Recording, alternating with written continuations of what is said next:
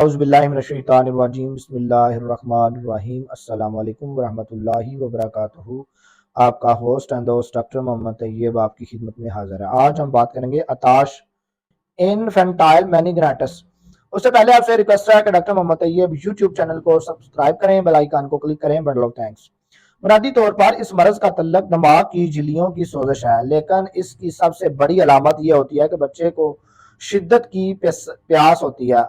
Symptoms, علامات: بچے کو بہت زیادہ پیاس لگتی ہے، لیکن طبیعت میں بے قراری، بے چینی کا عنصر غالب ہوتا ہے۔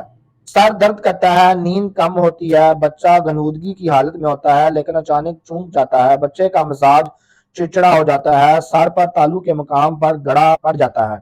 بعض اوقات اسہال بھی آتے ہیں۔ اسباب: لو لگنے، زیادہ وقت دھوپ میں رہنے سے یہ مرض ہو سکتی ہے۔ بعض بچوں میں دانت نکالنے کے ایام میں یہ عارضہ ہو سکتا ہے۔ موروثی طور پر عطشت کے اثرات سے ایسا ہو سکتا ہے۔ اگر گرم غذاؤں کے استعمال سے عطاش کا مرض ہو سکتا ہے۔